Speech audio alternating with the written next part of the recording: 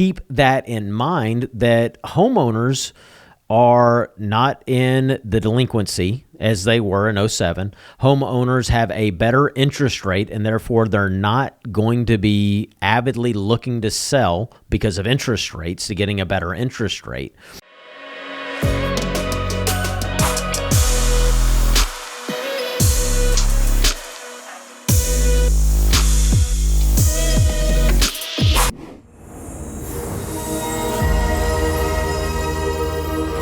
Now, whenever it comes to that interest rate incentive to keeping that house, that is a big incentive whenever you think about 50% of homeowners having that low interest rate. 2 and 3% interest rates that we've seen over the past couple of years, it required a global pandemic for that to happen. So if we want to see 2 and 3% interest rates in the future, it's going to require Armageddon. That's not a good scenario, and most people don't want to buy a 30-year mortgage during Armageddon. Now, I also think that whenever it comes to 2 and 3% interest rates, that's the reason why we're paying the price we are for homes today, is because that low borrowing cost caused more people to hit the market and to get out there and purchase houses. So one of the things that we realized as we talked through all of this is that people who were putting $50,000 over asking on a house, they were actually paying up front to lock in that 3% interest rate or less. Again, January 2022, interest rates on average were 3.5%. Now that it's December of 2022, interest rates currently on average are about 6.5%. That 3% difference in interest rates impacts a borrower's purchasing power by about 30%. So the fact that home prices have only come down 10%, home affordability, whereas at the beginning of the year was at an all-time high, now it is not at an all-time high, and it's becoming more difficult for people to qualify for the house that they're kind of used to or the lifestyle that they're used to. Now, think about that. Now, what caused the downturn in home values in '07 were foreclosures and distressed properties.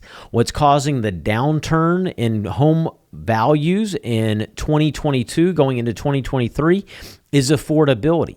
Money is not as cheap as it was, and actually if we look at a longer time frame about home interest rates for a home purchase for about the past 70 years, they've averaged 7.5% to 8% for a home loan. At 6.5%, we're still below average, but we've also had 2 years of 20% price appreciation year over year. And that's one of the things that's in there. When people bring up, well, in the 80s, people were paying 18% for an interest rate or 20% for an interest rate. Yes, I get that, but homes during that period were $40,000 or $60,000 for a house. So now the average sales price of a house in North Texas is about $440,000. If you look at the median sale price, it's $385,000. Again, these are some contextual things that are very important for the individual when it comes time for them to buy. Another thing that's important is home builders, housing starts. And the reason why I bring this up is that home values increase or decrease based upon the market. Well, a market is based upon supply and demand. So if supply outstrips demand, prices come down. If demand outstrips supply, prices go up. And the reason why we saw prices go up so much is because so many buyers could afford so much house at a 3% interest rate, and that has decreased about 30% now at a 6.5% interest rate. And so this is that movement. Now, whenever it came to home builders in 2005, home builders were building the most homes on recorded history. About 1.7 million homes were being built in 2005 in regard to home starts. The historical average for about the past 50 years has been about 1 million. So in 2010, we saw that home starts were around 500,000 home starts, down from that 1.7 million in '05.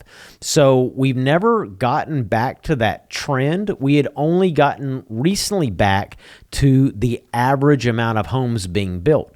So if homeowners are not going to be selling, And if we're not currently seeing the number of foreclosures we saw in '07, and if builders are still only building about the average amount of homes, the question that I have for those who say the market's going to crash and be destroyed is where is this inventory going to come from to cause home values to decline? The only thing that has caused home values to decline is the cost of money.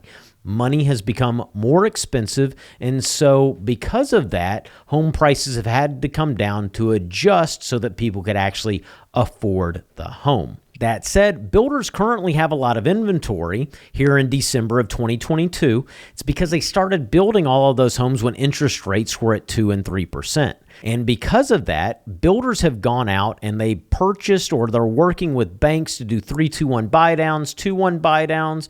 D.R. Horton, who builds about 90,000 homes in America a year, they've been purchasing a lot of money through their lender to offer discounts on interest rates in the 5s, and now they're actually offering interest rates in the high 4s. So this is what builders are working to do to make their homes more affordable to the buyer, meanwhile unwinding their inventory. But once that inventory is gone, well, they're going to adjust the level of starts that they have, and we've already seen that home builder starts are down 20%. So what's going to happen is that the pool of buyers has shrunk based upon interest rates, but the amount of homes builders had made and are having come online on the market is much bigger. And so prices on new construction have come down. Builders are offering closing cost incentives and interest rate buy downs to shrink that pool. Once they get it balanced out, all of those incentives, or the big incentives, are going to be gone. And so we're at a point where if you are considering purchasing and you do have the budget to be able to purchase new, that's where we've been finding the best part for our buyers. And that also is helping them get into a good position financially for their family.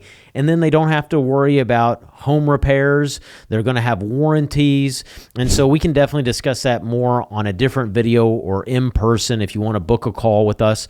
But that's a very important distinction, because whenever it comes to builders and their elimination of their inventory through these incentives, well, they're going to have to offer less incentives when they have fewer homes. And if interest rates were to shift and the Fed were to pivot and interest rates dropped again, well, we'd see buyers flood back into the market, because that's exactly what we've seen so far. Interest rates in 2022 peaked at about 7.5% with no points. Most people were paying points to get their interest rate lower, because this 7.5% interest rate we hadn't seen since the early 2000s. So that interest rate has been the biggest impact on home values, as well as buyers and the buyer pool and purchasing a house.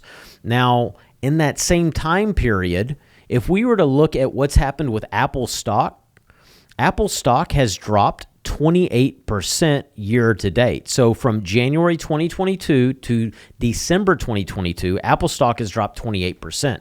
And the NASDAQ has dropped about 34%.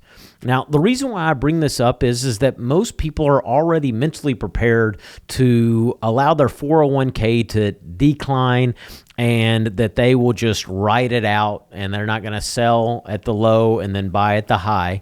But why would you consider doing that with your home? Again, that 5 to 7 year time frame is going to be really important whenever it comes time to purchasing a house, because it allows you to weather these downturns whenever they come, and you're going to end up having the stability of home ownership in the meantime. The reason why I point that out is you can't live in your Apple stock. You can't live in the NASDAQ market, but you're always going to be paying rent or a mortgage. And so you get to choose how you pay that and what the stability is for you and your family. So another thing that's important to point out is that when it came to the National Association of Realtors, one of the things that weighed heavy on their mind is what is the next Austin? So North Texas ranked very high, number 3, in their envisioning of where the next Austin is going to be. And what I want to point out is that When you hear about the market crashing in 2023, if it were to happen, you have to ask them where specifically that is happening, because there has been a boom of jobs in Texas. Texas and Florida have seen an increase in jobs, and that was one of the major drivers for people relocating here during the COVID pandemic, was businesses relocating to Texas and Florida. And so the reason why I point this out is that you could have prices decrease across the nation, but in certain pockets, prices don't increase. Either they stay flat or they could potentially go up, because there was a point where there were about 600 to 1,000 people moving to North Texas a day, and not every single one of them purchased a home.